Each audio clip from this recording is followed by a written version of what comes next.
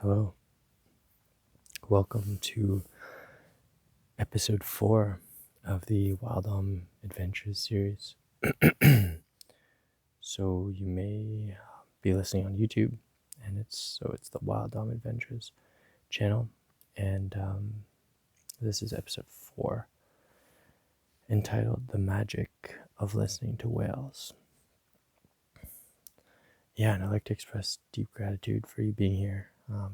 Thank you for listening. Always really happy to share. So thanks for being here. So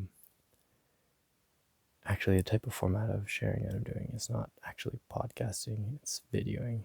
So I'm producing videos right now. And yeah, I'm sorry about the confusion around the podcast. I'd like to do a podcast soon. But for now, these videos are really the best way for me to unleash my creativity and post these episodes. So let's do the video and look for Wild Adventures podcast to come. But for now, it's really the Wild Adventures YouTube channel with videos. Just want to mention that I'm on a wilderness trip. I'm day 4 out of 7. So I'm recording to you from the wild. And I haven't been on Wi-Fi or used data or internet really, other than check weather for sea kayaking tours. So I haven't been on data and Wi-Fi, internet for really 4 days. So it's been good. So I'm practicing digital hiding, which is awesome. Great practice. It's allowed me to go deep into my thoughts and feelings in the head. And this is what has emerged. So I hope you enjoy this episode 4 on the magic of listening to whales. So let's dive in. So it's about whales, but to understand magic in whales, I'd like to go back to the previous episode where I discussed the hero's journey. The hero's journey is a concept coined by Joseph Campbell, who was a really great mythologist who, saw the myths of a lot of different cultures, traveled to different indigenous cultures, and studied stories like the Bible and our great mythologies. And he found that they'll follow this pattern called the hero pattern, and it's quite an amazing journey. And so I recommend, if you're interested, to check out the Finding Joe documentary on Netflix. It's free. It's a great research. Just go on YouTube as you're finding these videos and type in Finding Joe. I think you'll really like it. And in the Finding Joe documentary, lots of really great people talk about the hero's journey. There's Deepak Chopra, even Tony Hawk. So really amazing people, and one of them, his name is Robin Sharma, and Robin Sharma has been a big influence in my life. My dad gave me his book maybe 10 years ago, The Monk Who Sold Ferrari. That's an amazing book. I think everyone should read that book. I could do a whole other podcast or episode on The Monk Who Sold Ferrari. But Robin's in that book, and he talks about the hero journey too. And basically, it's about finding a flow state. The flow state is the state where you're creating, you're blissful, you're doing what you love, you're creating life. And you're in your flow state. And that flow state is your bliss. So following your bliss, follow your bliss. That's what Joseph Campbell said. And bliss is basically that's the flow state. And that's what I'm in. And so I want to help you just understand archetypes of psychology and understand the hero's journey that I'm trying to convey and the wild adventures I do. I want to, just continue talking about my hero's journey, my journey, just giving you an example of what that means. So, yeah, I've been kayaking with whales, which is a dream come true. I've always wanted to do this from a young age. I went kayaking with my family in New Brunswick when I was 9 years old. And I was paddling with my mom, and I told my mom, yeah, like one day I want to be paid to paddle with whales. And the first time I ever paddled with Orca, I saw the J-Pod in the Southern Residence in Chickamauga Pass, just off Salt Spring, between Salt Spring and Prevost Island. And when I saw those whales, my dream came true to paddle with whales.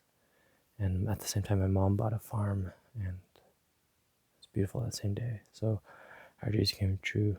My mother and I's dreams came true the same day, and it's really about manifesting. It's really about living in your flow state. And when I kayak with whales, I'm in my flow state.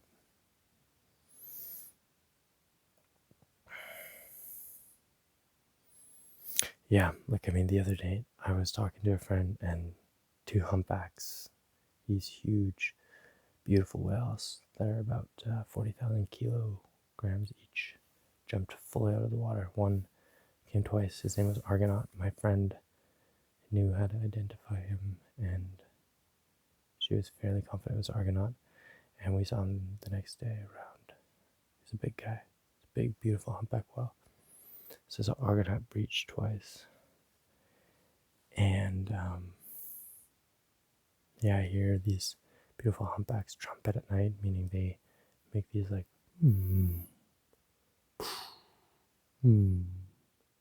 make these beautiful like sounds at night. They sing to me. I literally listen to whales, and it's magical. And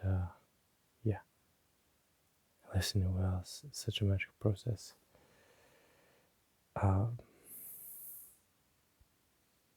They've also been the world's best alarm clock. One morning, one of the most magical days of my life. Probably the most magical morning of my life. I woke up on this deck, this platform, after watching the stars for all night. And I was awoke by this, and it was foggy. And then I saw the dorsal fins of these beautiful orcas, and they woke me up. They've woken me up. I'm in my flow state. I'm in my dream state. My life has become miraculous and beautiful. And that's the magic of listening to whales. Absolutely enchants you. And the orcas, I'll do. There's so much to talk about with orcas, but their blows are inspiring, and they spend a lot of their time underwater, especially the northern resident killer whales here in the Johnstone Strait that I listen to a lot. And they are 3 main clans here: Clan A, Clan G, Clan R. And each has a distinct dialect language. They may understand each other, they may not, but their calls are magical. The A's have a little squiggly, and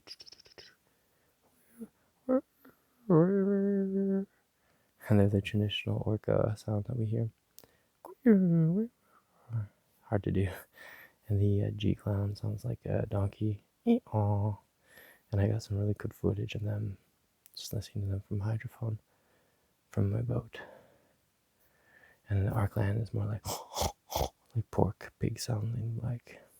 And so they have different sounds, and we're learning to listen to them clan-wise, eventually the individual-wise, and maybe one day we can talk to them. But they sure talk to us. And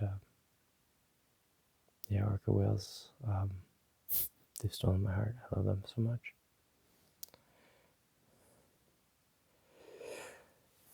And I just came back from this absolutely phenomenal kayak trip where had some guests that wanted to see a white orca. And there is a white orca in the transient clan, or the transient, rather, ecotype T064. I'll write that in the notes. And he's a albino white orca. I think he's albino, but he's all white. Transient orcas are the ones who are mammal eating, and very rare for that individual to be here. He was in Alaska not too long ago. You might have seen it on the news. Anyway, one guest asked me if he was going to come. And I said, well, I don't know, but I can. My trips are pretty magical. And the likelihood of that happening was very low. But it happened. It literally happened on the trip. Like on the last day, as she was leaving after 4 days, there's actually that white whale. So that was very magical. So she kind of manifested that, and yeah, so yeah, that's just to give you an idea of the magic that's flowing right now. And yeah, I just wanted to share that magical whale story with you. The whales are, yeah, absolutely inspiring me. And yeah, I really hope that you too can find your flow state, no matter what it is. If it's painting, if it's doing art, if it's being a lawyer, if it's doing medicine, rewilding, if it's working in front of a computer, whatever it is, like, find what you love to do. For me, it's listening to whales and kayaking with them. For you, it might be so many things, right? But just live a grand life, and live a wild adventure. That's your birthright, and so just want to convey that to you. And the last part of this video, I'd like to talk about the archetypes of whales. For me, I think of Pinocchio, the story of Pinocchio, where Pinocchio actually saves his father from a whale in the ocean, similar to what I guess I'm doing right now. My dad is very on his feet and super healthy man, but he was in the Navy and he loved the ocean. It spoke to him, and I'm going back to the ocean and picking back off where he left, so to speak. So that's what that story means to me. That's the Pinocchio story. But whales, and it goes to the older story of Jonah and the whale in the Bible. And so that's one of the whale archetypes. The other, for the Haida people anyway, the orca were represented the ancestors, and the people revered them. And yeah, we revere them here in the Johnstone Strait. They're our friends. They're teaching us a lot. They're not dangerous. They actually, in the world, there's many instances recorded where orcas have helped humans and not hurt them. So there's probably a very deep sense of community that they have, which is phenomenal.